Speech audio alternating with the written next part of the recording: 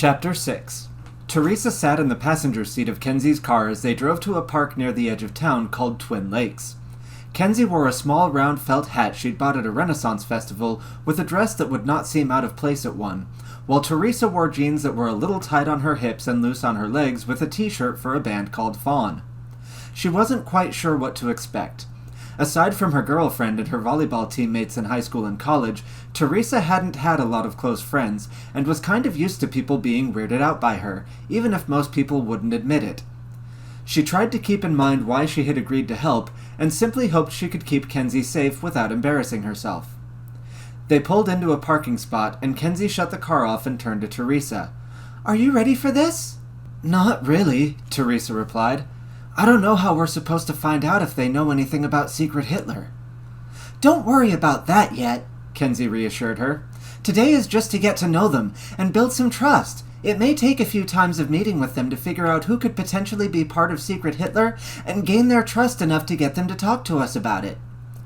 Teresa added, "I'm also not sure what we should do if we do find anything out." "Just find out what we can so we have something to tell Ezra," Kenzie said.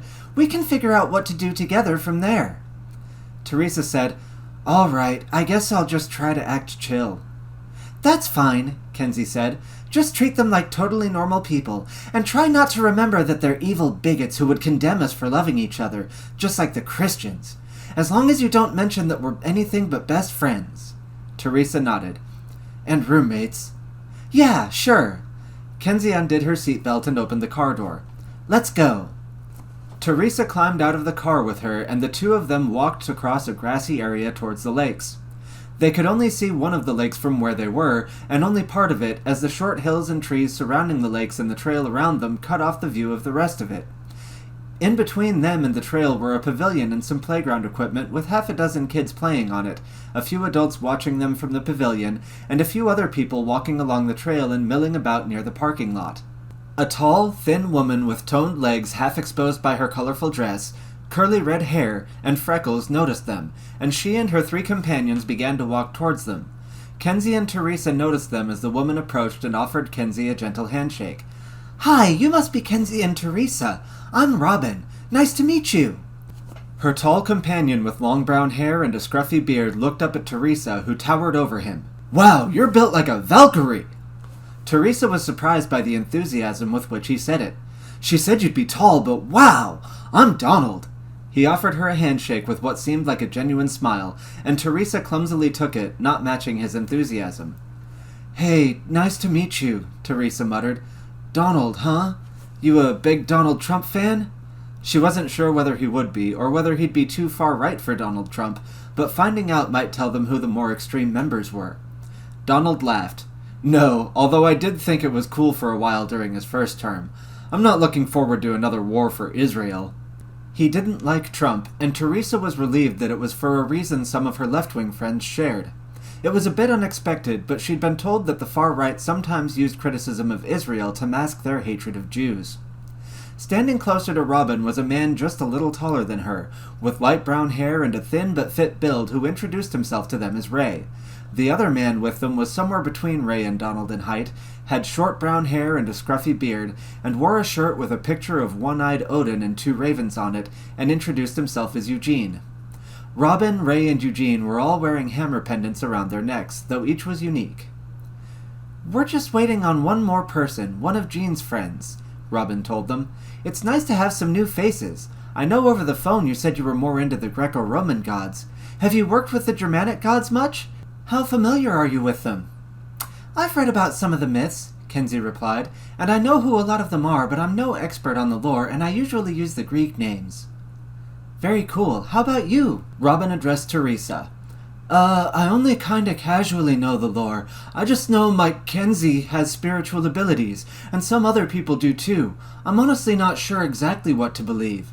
She managed to make it sound almost like she was saying Mackenzie to keep from screwing up and saying my girlfriend, but she thought she could feel Kenzie cringing at her near mistake even though nobody else seemed to care.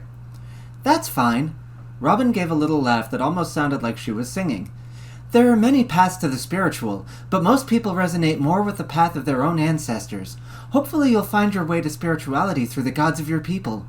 "Yeah, that'd be cool." Teresa nodded, trying to sound enthusiastic, even though she had no intention of staying in their religion long term. She really had come to believe in the spiritual world in the years she'd known Kenzie, but she was being honest when she admitted she didn't know what to believe about it, and she didn't expect a bunch of borderline Nazis to help her figure it out. Donald asked her, "Do you ever meditate?" Teresa answered, "Not much." "I do," Kenzie replied. "It definitely helps me stay grounded, and it's helped me access my spiritual side. I've also done some Reiki-like energy work to help people heal and come to terms with their shadow selves." "Oh, nice," Donald said. "I've done some runic meditations that have helped me spiritually manifest changes into my life. I'm not as good at channeling energy work into healing, but women are probably better at that than men." Teresa could feel Kenzie holding her tongue, and knew she wanted to tell him that anyone could learn to use their spiritual energy to heal people if they worked at it. But personally, Teresa was intrigued that he'd said women were uniquely good at something. She'd been curious how sexist they would turn out to be, since her very limited experience with the far right had led her to expect extremely misogynistic remarks from them, but Donald didn't seem to be anti-woman, even if she could sense that on some level Kenzie was bothered by the insinuation that men and women were different enough to be better than each other at certain things. Another car pulled in, and Anthony climbed out. "That's him," Eugene told them. "Hey, Anthony!" Robin waved to him as he noticed the group and approached them. Anthony greeted everyone but Teresa and Kenzie by name, giving each of them a short, friendly hug. When he was done, he turned to Kenzie first. "Cool outfit. You look like a medieval witch. I'm Anthony."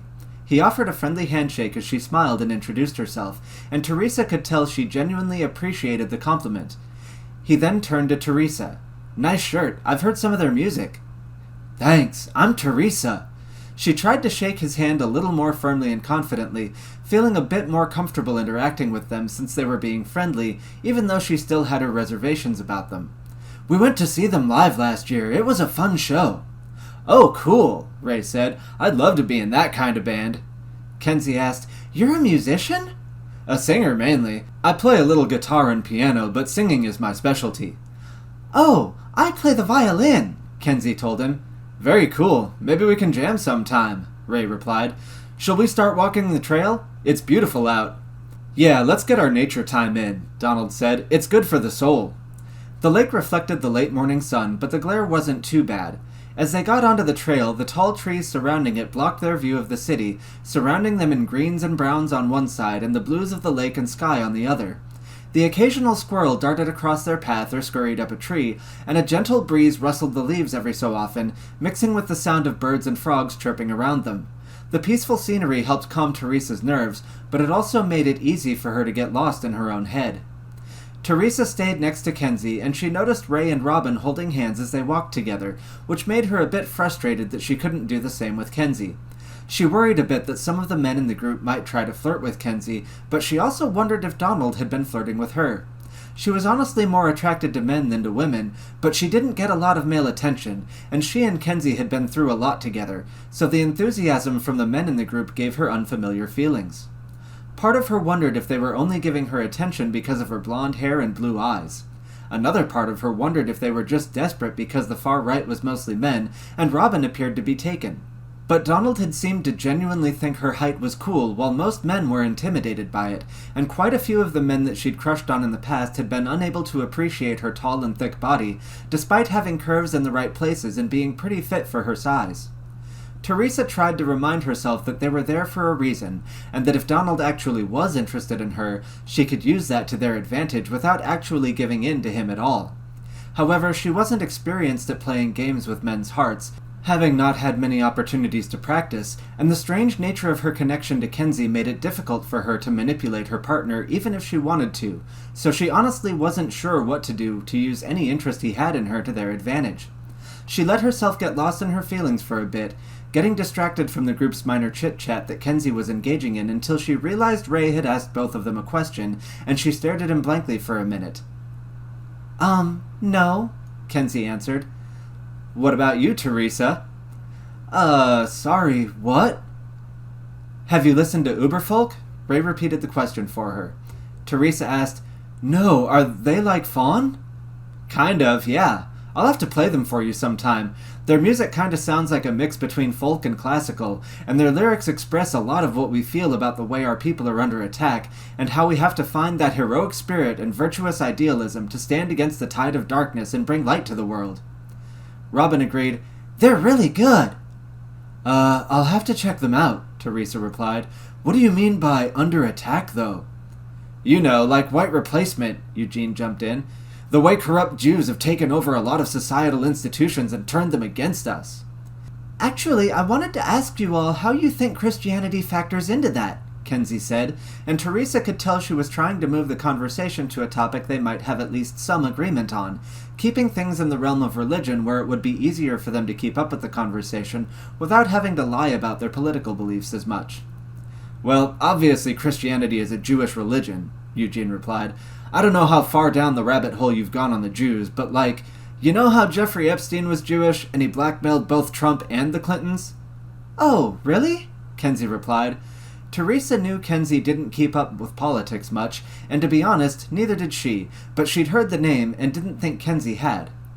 I remember that, Teresa said. The sex trafficking ring. I heard about him and Trump being involved with each other for a while. What does him being Jewish have to do with it?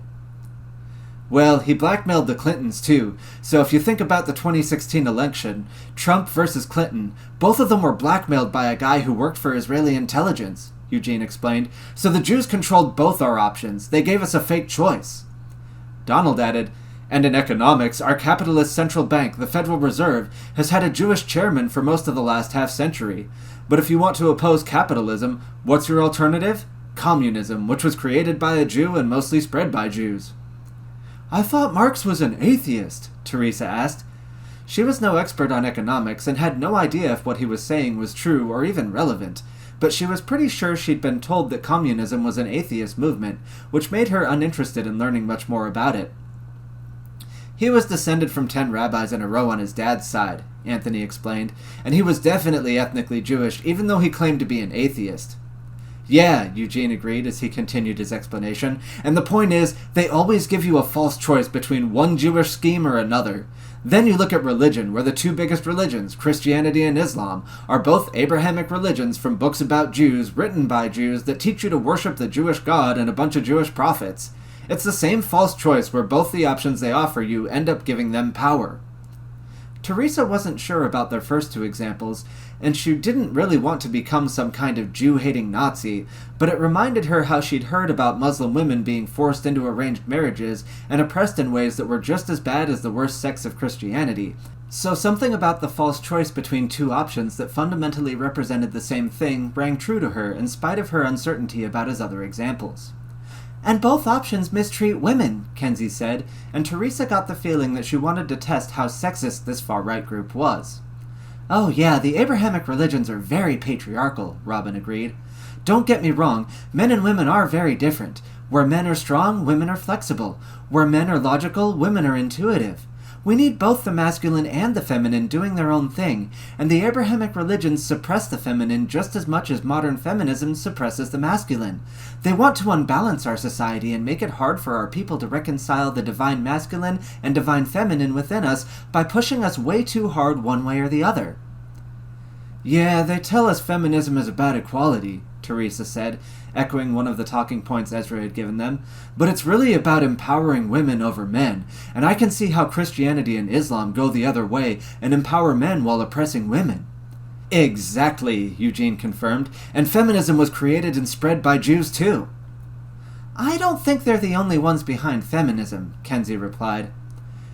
They're definitely responsible for the more cancerous parts of it, Ray said, but they do that with a lot of things. Take a good idea, twist it into something that serves them, and then sell their version to the public. They kind of did that with the New Age movement and Satanism and things like that, Robin added. Like, they knew that people wanted a real spiritual awakening. People were getting more interested in ancient mysticism and Eastern spirituality and looking for alternatives, so they gave us their fake alternatives. You seem to think they have a lot of power, Teresa said, feeling like they were getting in a bit over their heads. Donald replied, They do. It's like what the left thinks about white privilege, but Jewish. They're like 20 times as likely to be billionaires as white people. They can ban you from most social media for saying bad things about them, but you won't get banned for accusing whites of being privileged oppressors. Teresa thought about that for a bit, and there was a pause before Kenzie asked, "So if you guys are, like, white supremacist or pro-white or whatever you want to call it, how do you explain why Jews have so much power?" "Well, it's not so much that we're supremacist," Robin said. "We're just on our own team because that's who we are, the same way lots of people care about their own ethnic group and culture." "But as far as why they're so powerful," Donald added, "it's not really a surprise that they would be. Basically, everyone has at least a little bit of spiritual power, some ability to affect the world around them through concentrated mental effort like prayer and meditation. So if you have billions of people, literally like half the world's population following Christianity and Islam, worshipping a Jewish god, venerating Semitic prophets, praising their tribe, of course their tribe would become more powerful because of that." "Yeah," Anthony added, "get enough people together singing 'Born is the King of Israel' to celebrate the rebirth of the sun after the winter solstice. Of course that's going to empower the Jews." "But if we instead praise our own gods," Ray continued, "venerate our own ancestors, put our spiritual energy into our own people, then we empower ourselves." "And everyone should be doing that," Robin reassured them. "We support every people practicing their own ethnic faith in their own land to support their own people." "That actually makes a surprising amount of sense," Kenzie admitted, and Teresa could tell she meant it. They were both starting to wonder if these people had a point. They didn't even seem that hateful. Their views on gender were more respectful towards women than she expected, and even though they were critical of Jews, they didn't seem hateful towards anyone else, and she felt somewhat sympathetic to their criticisms of Christianity and Islam. Part of her wanted to ask why they were against gay and transgender people, but she didn't want to risk it. Both the risk of accidentally blowing their cover if she got bothered by their answers, and the possibility that they'd somehow make good points about it and seem reasonable about something she didn't want to agree with them on at all. "But enough about those darn Jews," Robin said. "We're here to celebrate our gods. Hail Freyr for these beautiful trees." "Hail Freyr!" the group echoed, and Kenzie echoed it with them, but Teresa hadn't expected that and thus wasn't ready to. Teresa asked, which one's Freyr?" "He's one of the Vanir, the gods of the land," Robin explained enthusiastically. "Associated with fertility, nature, harvests, horses, elves, lots of things. Brother of Freya, goddess of feminine magic and love and many other things. And, obviously, the gods are more than just the things they're associated with, but he's a good god to call upon for things relating to the natural world." "Oh, cool." Teresa didn't expect to remember most of that, but the respect they seemed to have for nature was just one more thing that made her question whether these people were really so bad. Could any of them really be the killer? She found that hard to believe, though she could see them possibly helping distribute the anti-Semitic propaganda that Secret Hitler was known for. It might even explain why Secret Hitler's propaganda never seemed to target anyone but the Jews. Kenzie asked, "Do you consider trees sacred?" Some of them," Robin answered. "I mean, all living things have some spiritual energy to them, but not all equally." As they rounded a bend in the path, they saw a short, thin white man with red hair walking next to an Asian woman with long black hair who was about the same height. The redhead was dressed in a flannel shirt and jeans, while the Asian woman was wearing a long denim skirt and a hoodie, hiding her thin figure. Eugene asked, "Hey, is that Thomas?" "Looks like he's with Miranda," Donald said as they approached. Thomas and Miranda recognized them and waved. "Hey, Donald!" Miranda called to him as they got closer. "What are you doing out here?" Donald replied, "Just enjoying the scenery with my pagan friends." "Your friends?" Teresa asked, in for another surprise that the non-white woman was so happy to see someone she thought was supposed to be a white supremacist. Donald replied, "Yeah, we met in medical school." "Wait, you're a doctor?" Teresa asked, even more surprised. "No, I dropped out because the healthcare system is too corrupt and it's making people sick," Donald explained. "Now I write for alternative medicine websites." "When COVID came out, I kind of felt like you made the right choice," Miranda said. "I lost a lot of patients by telling them not to take the vaccines." "Good thing we didn't take it," Kenzie said. Teresa nodded. She hadn't refused the vaccine out of any kind of conspiratorial thinking. She'd just finished college, and her job at the time didn't pay for healthcare, and Kenzie was working part-time and getting really into crystals and energy work for healing, so neither of them felt the need to go to a doctor at the time. "Wait, what are you two doing out here?" Eugene asked, and Teresa thought she sensed a slightly accusatory tone directed at Thomas. "I live just up the street," Miranda answered, "so we decided to get some fresh air while talking." "Dr. Chan's been giving me a lot of health advice," Thomas explained. "Donald said he'd be busy with your group thing today, so I decided to hang out with her instead. Didn't realize you'd be at the same park." "Yeah, we've gone for walks out here a few times," Donald said. "That's what made me suggest it as a good place for a hike." Eugene asked, "You hang out with them often?" "Yeah, the three of us are in a little local group we call the Natural Selectionists," Donald explained. "I've been hanging out with them for a few years, since well before we started going to Active Club and AFA moots." Eugene teased him. "Gotta have your token non-white friend, huh?" "Hey, if Hitler could ally the Japs, I can have Korean friends," Donald replied. The casual mention of Hitler, not secret Hitler, but the actual original Hitler, made Teresa momentarily cringe, though she tried to catch herself and hide her expression. Miranda didn't seem the least bit bothered by it, though. Instead, she seemed amused. "Ooh, am I your secret non-white friend?" Thomas added, "Our secret non-white racist friend?" "Ooh, she's our secret Hitler!" Donald exclaimed. Miranda laughed, and Teresa and Kenzie's ears perked up at the mention of secret Hitler. "Yes, I'm your secret Führer! Go forth and stop the Jews from poisoning all my patients with goy slop and Big Pharma!" Miranda cackled nefariously, and the whole group laughed, though Teresa and Kenzie laughed nervously and somewhat involuntarily. Ray said, "You're missing the mustache, though." "I'll just draw one on," Miranda replied. "I'm Asian, so I probably wouldn't even be able to grow a mustache if I took tranny drugs." Robin said, "The mustache would make it hard to keep her secret, though." Miranda replied, "True." Thomas told her, "Your real mustache is on the inside." "Ew, no, ingrown hairs are gross," Miranda replied in a mock disgust as the group laughed along. "Oh, are you going to the thing at the Long's place on Friday?" Donald asked, directed at Thomas and Miranda. Thomas replied, "Yeah, I'm planning to." Miranda confirmed, "Wouldn't miss it." Teresa asked, "Is that your, natural selectionist group?" Kenzie asked, "What's that group about?" "Oh, we're mainly just friends, and that's been the group chat name for years," Donald replied. "When we started it, Miranda and I were still somewhere between atheist and agnostic, and very into discussing evolutionary theory and genetics and stuff." "I'm still kinda there," Thomas added, "but Archer can be pretty convincing, and some of that spiritual stuff seems to work." Ray asked, "Is that the couple we met at your place that one time?" Donald answered, "Yeah, Archer's the one that geeked out at you about finding occult symbolism and everything." Ray said, "Oh yeah, they're cool." "Can we come?" Robin asked. "I'd love to see them again. Gosh, we should have invited Willow. I remember talking to her about all our favorite spots to go hiking." Donald replied, "I'll ask. I don't think it would be a problem." "They're interested in the occult?" Kenzie asked. "Like, what kind of occultism?" "Oh, he'd have to explain it to you," Donald replied. "It's really interesting, but I can't explain it as well as he can. He can tell you all kinds of stuff about how occultists place their esoteric symbolism in everything. He's like a walking encyclopedia that will tell you how every movie, show, game, and book you've ever gotten into is full of Saturn symbolism and golem allegories and predictions of future events, and which ones were made by Kabbalists and Freemasons, and which ones were made by people trying to resist their dark occultism and help people free themselves." He turned from Kenzie to Teresa with an inviting smile.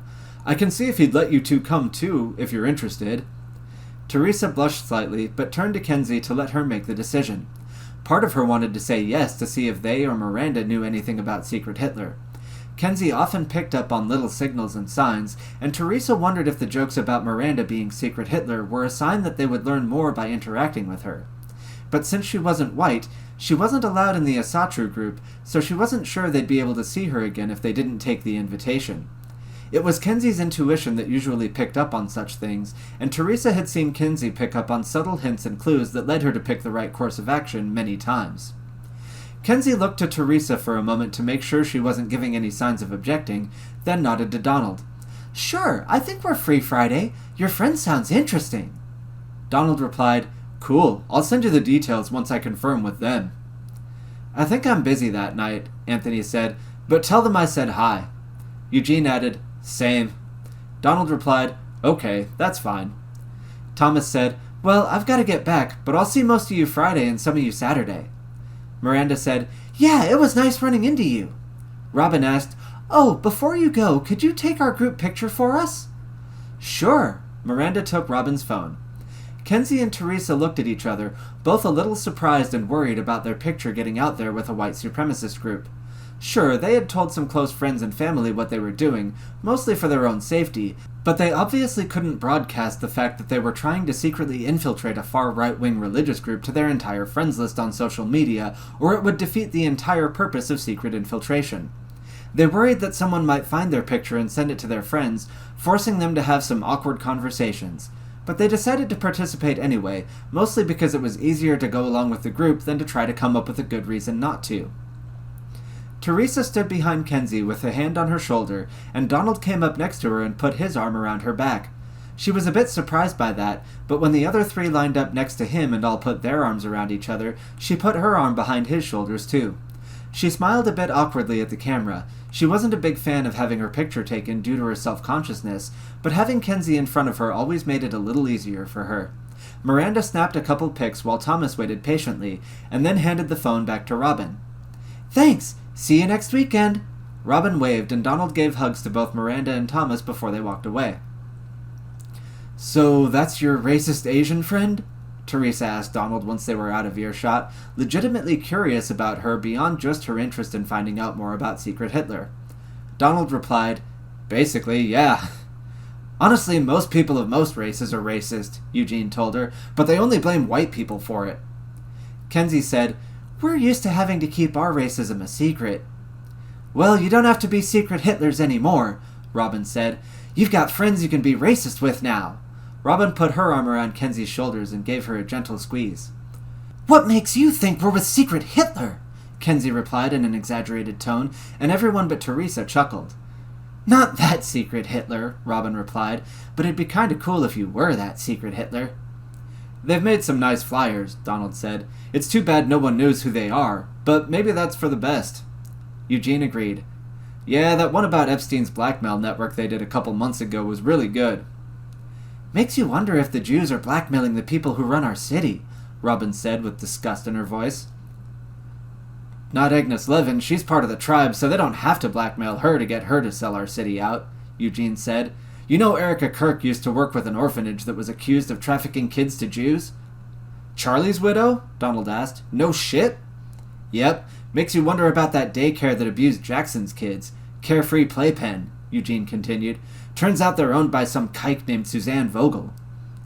"Wouldn't surprise me," Ray said. "It sucks that Jackson's family moved, but after what happened to their kids and how they were harassed for reporting it, I don't blame them for wanting to leave the city." Teresa listened to their exchange, not sure how much to believe. She didn't want to pry too much into the personal lives of some family she'd never met that had apparently moved away, but she wanted to hear more of their thoughts on Secret Hitler, though she didn't want to be too pushy about it. She remembered one of the flyers Ezra showed them that had stuck with her, and decided to try to pull the conversation back to that. "I haven't seen all of their flyers, but I did see the one Secret Hitler flyer where they talk about workers getting screwed and losing a bunch of our pay. I don't know if it's all true or not, but it does seem like we're getting screwed by billionaires, and a lot of those billionaires seem to be Jewish." Donald said, "Oh yeah, they've been robbing us through the Federal Reserve for over a century, slowly bleeding us dry." Eugene said, "Yeah, it was nice how they put that one together in a way that even most normies could understand." Robin agreed. "They're doing good work." "What about the murders, though?" Teresa asked, and she could sense Kenzie getting a little worried about her pushing them for information, but the group didn't seem to take offense. "I don't think it's actually them," Ray said. "I mean, the serial killer isn't carving Secret Hitler into his victims." Eugene said, "Statistically, most blacks are killed by other blacks." Donald said, "Yeah, but statistically, most blacks don't have enough of a problem with other black people being criminals to kill them for it and carve their crimes into their bodies." Eugene asked, "So you think the killer is white?" Donald replied, "Maybe a Jew, trying to frame white people." "I can totally see that," Robin said. "They seem to have a thing for ritual murder." Kenzie asked, "Ritual murder?" "That's another thing you should ask Archer and Willow about," Donald replied. "They'll tell you all about how occult murders are used to control the public, too." "Oh," Kenzie said, sounding intrigued. So you think there's a ritual aspect to it? Maybe the killer is some kind of religious fanatic. Donald explained, Yeah, like a Kabbalist or Freemason or something. Kenzie replied, Well, that's an interesting theory. They reached a high point on the trail in between the two lakes, and Teresa stopped to admire the view. Parts of the city skyline were once again visible, but the clouds were getting thicker and partially blocking the sun, making the city look dark and foreboding in the distance. A little sunlight still sparkled off the surface of the water, and the trees rustled gently, mixing with the gentler sounds of nature's creatures. It really is beautiful out here, Kenzie said. She looked up at Teresa and added, We should come out here more often. Teresa agreed. It's really nice out here. Donald added, It's too bad we have to go back to the city in all its ugliness when there's so much beauty out here. Yeah, Kenzie nodded. Sometimes I dream about just running off to the woods and not coming back. I think we all feel that way sometimes, Robin empathized. Nature can be very healing and help us regain our strength. But unfortunately, the battles our people have to win are mostly being fought in the cities. Donald added, Yeah, with urban people who don't care enough about the natural world. Urban people, Eugene shook his head. Urban people, Ray agreed with a slight laugh in his voice. Let's not think about those horrible urban people, Robin said. We're here with our pagan folk and the spirits of nature. Let's enjoy it for the rest of the hike.